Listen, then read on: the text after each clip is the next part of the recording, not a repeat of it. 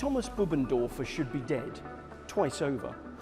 The solo mountaineer somehow managed to survive 2 body-breaking falls, and in a still active 48-year mountain climbing career, says he's now on his 3rd life. He told me it's offered him a valuable lesson in not just resilience, but perhaps surprisingly innovation too.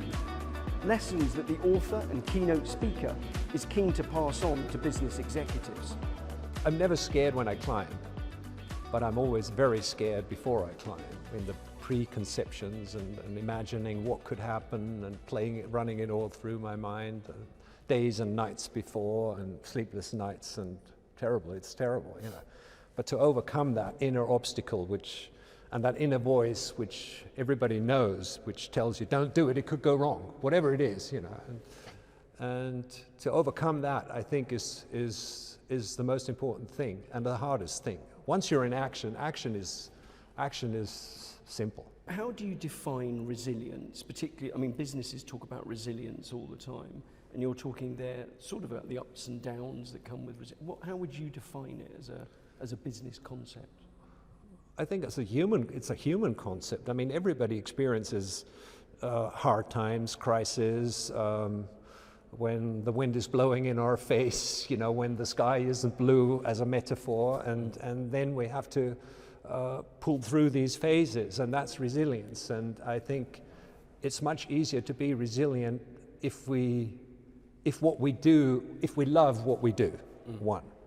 And the other thing is, which is the most neglected topic in the business world, and I know because I'm speaking for businesses in Asia, in America, in Europe, and I really know how they think. You know, it's the body. I mean, the body is apart from love, you know, it's the most important thing. So if your body is well taken care of, when it's in balance, if it's sufficiently fit, not like professional athlete kind of fitness, but sufficiently fit, then that helps you to be a lot more resilient in hard times, or faced with a big challenge, which is not necessarily a hard time, but it's stressful, than if you don't love what you do, and if you're not fit, and if you don't have a body that you take care of. So people just work too much.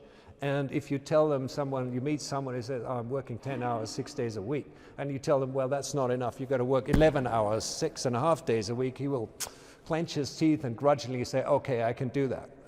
If you tell that person, look, 10 hours is too much, work 8 hours, I can't do that. Less is not something that's set in the minds of business people. Now, as someone who's engaged in a very potentially dangerous activity where you can't make mistakes because they're either lethal or they really hurt, you know, the consequences, you have to know exactly where your limits are, and you have to really manage your energies very, very carefully and intelligently. Because if you cross the line, the red line of your boundary, that's when chaos starts to reign. And by definition, chaos is not control. I have to be in control. If businesses thought more about quality as opposed to quantity, I think they would thrive even more and more healthily for their employees. That's a fact. You know, the power of rest. Is that the most common failing you see? You deal with businesses a lot, and you'll see ones that are succeeding, ones that are not, ones that are innovating, what is your central advice to them that you feel is recurrent and that comes up all the time? Well, what is recurrent is that the business ethos around the world is still like work hard, and when the going gets tough, clench your teeth and go even harder. Which in my book is when you should let go, when the going gets too tough, because then you can keep going, but the quality of your thinking, of your creativity, of your strategical thinking and everything else is going down. I mean, that's a fact, you know. But like I said, the hardest thing for people is to say no to more and yes to less. Well, isn't it also the hardest thing must be to recognize when it's time to stop or pause and when it's time to recognise, actually, no, I've got a little bit more in the tank. You must have had this all the time. When the going gets tough, you pushed on and you got to the peak. I think it's a very subjective thing to where you should stop. I mean, it's a feeling, but everybody has that instinct when it gets too much, you know. And in climbing, in my climbing life, and so I've been climbing hard, severe mountain faces for 48 years, and I had 2 situations when it got too much. But in these situations, I had no longer the choice to say, okay, I'll retreat, I'll stop. I had crossed a line. Right. And then I did climb the mountain, and I obviously survived, but I had a very bitter feeling in my mouth afterwards, because I think this was just pure luck, you know, and that's not a good feeling to have succeeded or survived based on pure luck alone. 6 years ago, I was in a latent state of burnout. I had rested for 3 days in 8 months. I keep a diary, so I know exactly. And I went for a climb in the Italian parts of the Dolomites, an ice climb, and I climbed very well, but on the way down, which is a routine maneuver, we were about 20 meters above ground upseiling. I made a beginner's mistake because my mind had just shut down. It was still challenged and up to it while I was in the vertical, but when that was over, it just shut down. It's like you were in a car and you should stop at the red traffic light and you don't see it. You're on auto.